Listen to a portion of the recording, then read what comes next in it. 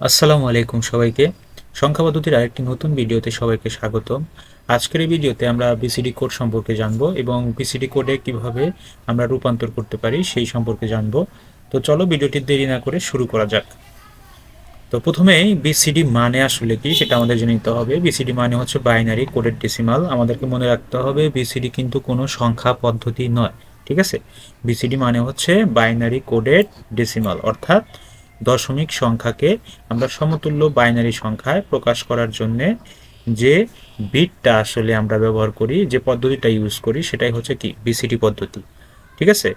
আচ্ছা, তো এখানে আমাদের আর একটা জিনিস মনে রাখতে হবে যে প্রতিটি দশমিক সংখ্যার জন্য সমতুল্য 4টি করে বাইনারি বিট প্রয়োজন হবে আমাদের বিসিডি কোডে প্রকাশ করার জন্য।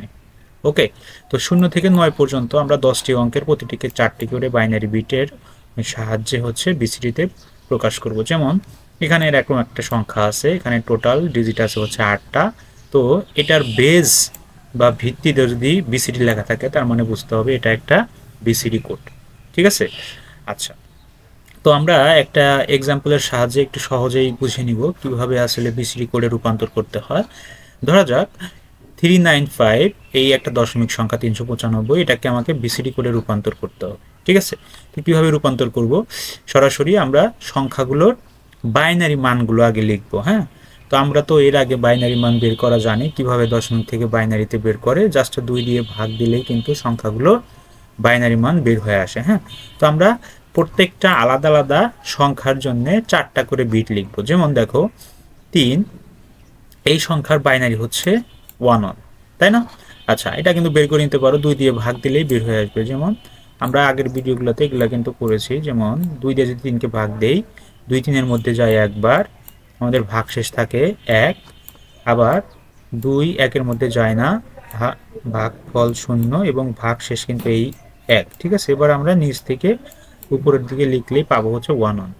ওকে, তো যেহেতু আমাদের বিসিডি কোডে প্রকাশ করব 4টা করে বিট প্রয়োজন, তাইলে আমরা বামে 2টা শূন্য দিয়ে 4টা বিট ফিল আপ করে নিলাম। হ্যাঁ, তো সেম 9-এর ক্ষেত্রে বাইনারি হচ্ছে আমরা এখানে যদি বের করি 2 দিয়ে ভাগ দিয়ে, তাহলে 1001 বের হবে। হ্যাঁ, এখানে 4 বিট ফিল আপ আছে, সো এখানে আর নতুন করে শূন্য বসানোর প্রয়োজন নাই। আবার দেখো 5-এর বাইনারি আমরা জানি 101।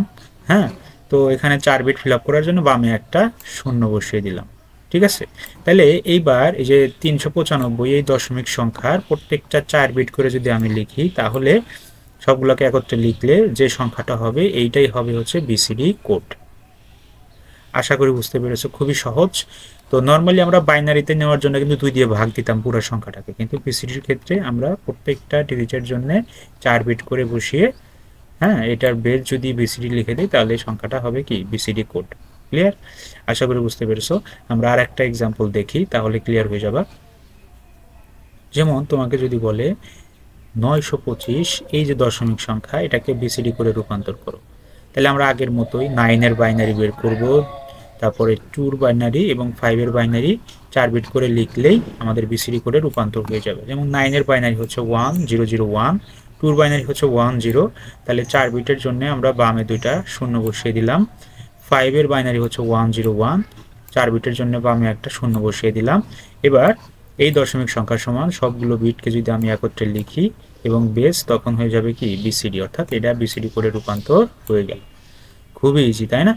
আচ্ছা, আশা করি এই ধরনের কোশ্চেন আসলে তোমরা সহজে সমাধান করে ফেলতে পারবা। বিশেষ করে এগুলোই এমসিকিউর জন্য বেশি আসে এবং খ নম্বর প্রশ্নে একটা গুরুত্বপূর্ণ প্রশ্ন আসে, সেটা এখানে দেখো। এটা খুবই ইম্পর্টেন্ট একটা কোশ্চেন, অনেক বোর্ডে এই কোশ্চেনটা আসছে যে সমকক্ষ তোমাকে যদি এরকম বলে যে দুটি সংখ্যা দিয়ে বা একটা সংখ্যা দিয়ে তোমাকে বললো যে এই সংখ্যাকে বাইনারি এবং বিসিডি কোডে রূপান্তর করলে কোনটাতে বেশি পরিমাণে বিট লাগবে। যেমন দেখো এখানে একটা এক্সাম্পল আমি দিয়ে দিয়েছি তোমাদের জন্য। যেমন এই যে 15 এই সংখ্যাটা দশমিকে আছে, তাই না? এর সমকক্ষ বিসিডি কোড এবং বাইনারি সংখ্যার কোনটিতে বেশি বিট লাগে? খুবই ইম্পর্টেন্ট একটা প্রশ্ন, এটা এমসিকিউর ক্ষেত্রেও আবার খ নম্বর প্রশ্নের ক্ষেত্রেও। তো চলো আমরা এটা সলভ করে ফেলি, দেখি কোনটাতে বেশি বিট লাগে। যেমন 15 এর বিসিডি কোড যদি আমরা বের করি, তাহলে আমরা কিভাবে বের করব?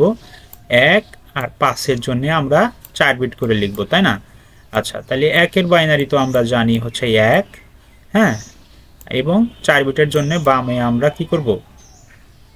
আচ্ছা, বামে আমরা 3টা শূন্য দিয়ে দিব, তাহলে 4 বিট হবে। আবার 5-এর বাইনারি কত?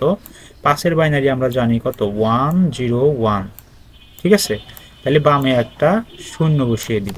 তাহলে আমরা 15-র বাইনারি এখানে কত পাবো, সরি 15-র বিসিডি কোড কত পাবো, এবং 0001, তারপরে 0, তারপরে 1 0 আর হচ্ছে 1, তাই না? তাহলে এখানে টোটাল আমরা বিট পেলাম কয়টা, 8টা। দেখো এই যে বিসিডি কোড, এই যে বিসিডি কোডে কিন্তু আমরা রূপান্তর করে ফেললাম। হ্যাঁ, এটা ওকে।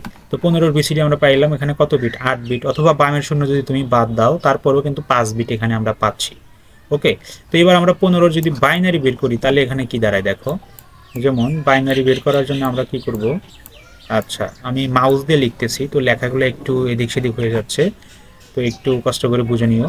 যেমন 2 দিয়ে যদি আমি 15-কে ভাগ দেই তাহলে কত হবে, 7 দুগুণে 14, এবং ভাগশেষ থাকবে কত, 1।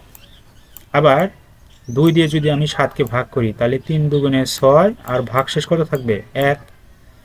আবার যদি আমি 2 দিয়ে 3কে ভাগ করি, 2 3-এর ভিতরে যায় একবার, তাহলে 2 একে 2, আর ভাগশেষ কত থাকে, 1।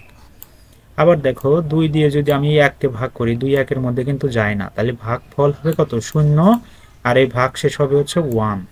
ঠিক আছে, তাহলে আমি এবার নিচ থেকে যদি উপর দিকে লিখি MSB to LSB, MSB to LSB, তাহলে আমার এখানে কি দাঁড়ায় দেখো তো, 1 1 1 1 হয় কিনা। হ্যাঁ, 15 বাইনারি, এই যে বাইনারি বের করে ফেললাম। তাহলে দেখতে পাচ্ছ যে এই 15-র বিসিডি কোডে আমাদের লাগতেছে 8 বিট। যদি তুমি বামের শূন্য ইগনোর করো তারপরও 5 বিট লাগতেছে। হ্যাঁ, কিন্তু 15-র বাইনারি করলে আমার এখানে কত বিট লাগতেছে, 4 বিট লাগতেছে, তাই না? তো তাইলে আমরা দেখতে পাচ্ছি যে 15 এই সমকক্ষ বিসিডি এবং বাইনারি কোডের মধ্যে কোথায় বেশি বিট লাগে, বিসিডি কোডে কিন্তু বেশি বিট লাগে। তো এই কোশ্চেনটা এমসিকিউর জন্য খুবই গুরুত্বপূর্ণ, প্লাস খ নম্বর কোশ্চেনও কিন্তু এইটা প্রচুর পরিমাণে আসে পরীক্ষায়। হ্যাঁ, তো তাইলে সিম্পলিভাবে কি করবা, বিসিডি বের করবা, বাইনারি 2 দিয়ে ভাগ দিয়ে বাইনারি বের করবা, দেখবা কোনটাতে বেশি বিট আছে সেটাতেই আমাদের বেশি পরিমাণ বিট লাগবে। ক্লিয়ার? আশা করি বুঝতে পেরেছো। তো আজকের ভিডিও এই পর্যন্তই। নেক্সট ভিডিওতে আমরা সংখ্যা পদ্ধতির ওভারঅল চ্যাপ্টার নিয়ে এমসিকিউ এবং প্রশ্ন নিয়ে শেষ টপিক আলোচনা করে আমাদের সংখ্যা পদ্ধতি এই অধ্যায়টা ক্লোজ করে দিব, এবং তারপরে ডিজিটাল ডিভাইস নিয়ে নতুন করে ভিডিও নিয়ে আসবো ইনশাল্লাহ।